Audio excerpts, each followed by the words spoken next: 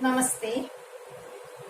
I am here to discuss the questions related to electricity in class 10 NCERT syllabus, and we already discussed some questions under this chapter and we reached up to page number 216. Some of the questions are left in that page, and let us go through that questions. Here the question is, we already discussed about series and parallel circuits. In order to get more amount of resistance in a combination of resistances, we use series circuit, and if we want to get a low value of resistance, we use the parallel circuit. Here the question is, how can three resistors, resistances 2 ohm, 3 ohm and 6 ohms are connected? 2 ohms, 3 ohms and 6 ohms, 3 ohms and 6 ohms are connected to give a total resistance of 4 ohm and 1 ohm. We have to get a net resistance of 4 ohm, and in the second case we have to get a net resistance of 1 ohm. Page number 216, question number 4. Here these are the three resistors given. The way we have to find the resistance here is, the net resistance we have to get is 4 ohms. In which way we have to connect this 3 in order to get a net resistance of 4 ohms. You can use either series circuit or parallel circuit or both. Here the resistance is 4 ohms. When you connect these two in parallel, you will get a resistance which is of less than 3 ohms, right? So let us connect those two in parallel. Okay.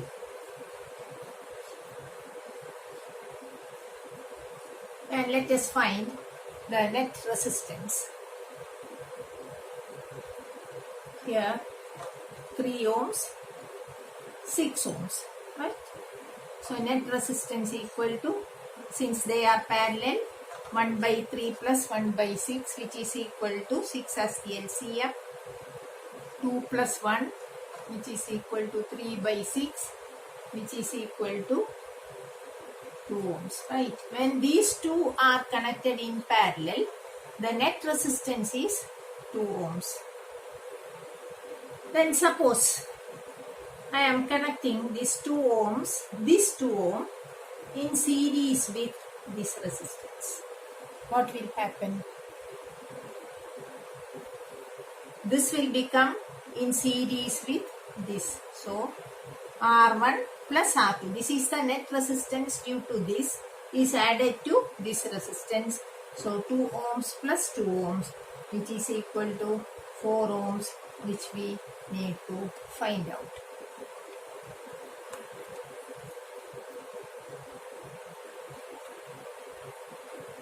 Which we have to find. Clear? The next one is, we have to get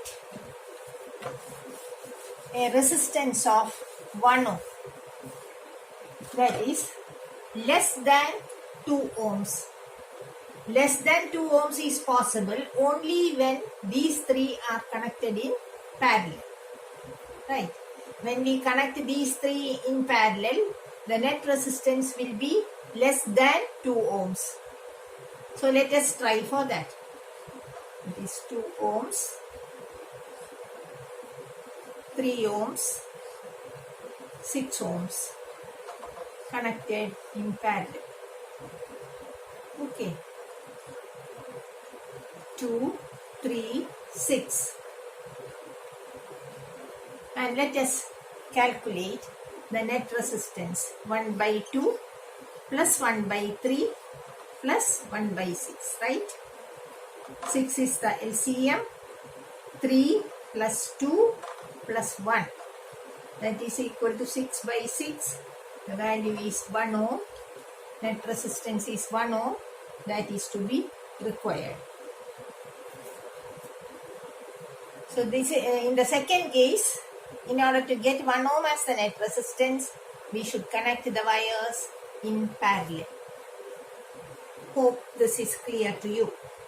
Next question is, what is the highest and lowest total resistance that can secured by combination of 4 coils of resistances 4 ohm, 8 ohm, 12 ohm, 24 ohms. Here 4 resistors are given: 4 ohm, 8 ohm, 12 ohms and 24 ohms, right? These 4 resistors are given. They asked to find the highest and lowest resistances. Highest resistances that we can say high resistance is possible when they are connected in series. For example, what will be the net resistance? 4 plus 8 plus 12 plus 24. That is R1 plus R2 plus R3 plus R4. How much? 48 ohms. This will be the maximum resistance offered by these resistors. Okay. Then in order to get a lower value, what should we do? Connect in parallel. 1 by 4 plus 1 by 8 plus 1 by 12 plus 1 by 24. 24 be the LCM. 6 plus 3 plus 2 plus 1, right? 12 by 24. R is equal to Rp is equal to 12 by 24, 1 by Rp, or Rp is equal to 24 by 12, that is equal to 2 ohms. That will be the lowest value of resistance, 2 ohms. So when we connect them series, we will get a higher value. When we connect them in parallel, we will get a low value. 218, question number 1. The question is, why does the cord of an electric heater not glow while heating element does? Heating element will glow when it consumes more electricity, no? But the cord, the wire through which it passes will not glow. Why it is so? Cord means made up of aluminium or copper, which is of low resistances. Whereas the heating element is made up of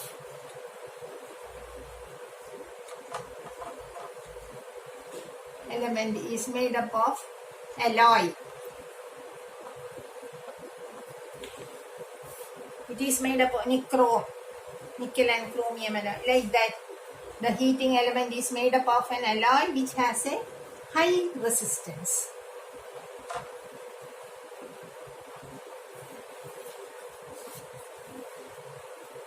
That is, we know H is proportional to R. If the resistance is more, the heat will be more. So for high resistances, the heat energy developed will be more. That is why it starts to glow.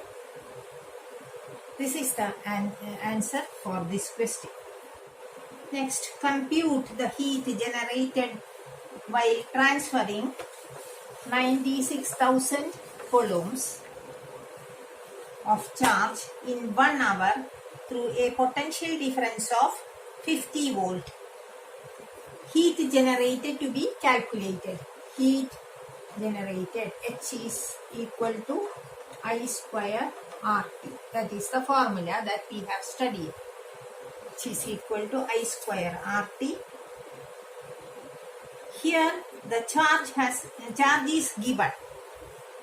Q is given as 96,000 coulombs.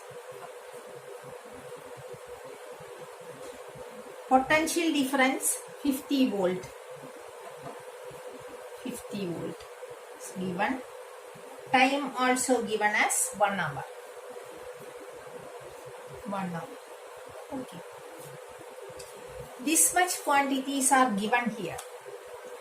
We know I square R is equal to VI, right? H is equal to V into I. It is the same as I square R. I square R is the same as V into I into T. Okay. But what is IT? IT is equal to Q. Because I is equal to Q by T that we have studied in the beginning, or Q is equal to I into T. Thus heat produced is equal to, or heat developed is equal to, simply multiply 50 by 96,000. That much joules of energy will be produced.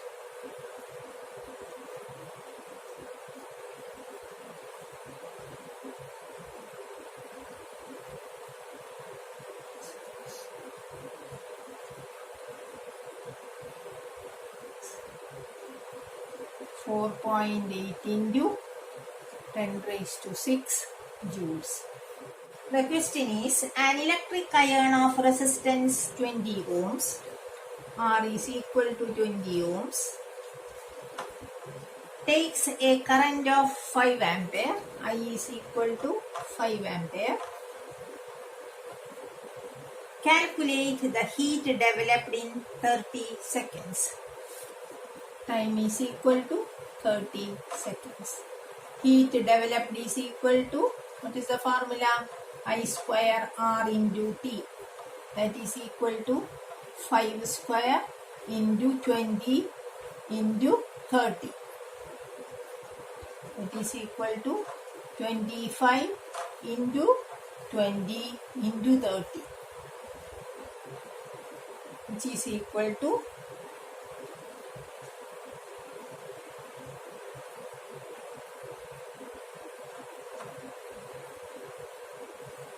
this much.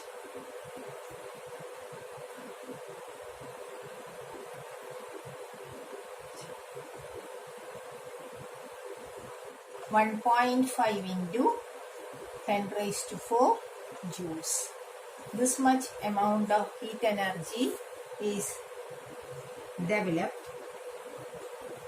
by an electric iron of resistance 20 ohms for a time of 30 seconds. So in order to get the view clearly, you should watch the video from the beginning to the end. Okay, thank you for watching. With more videos I will come again. Hope your cooperation. Thank you very much.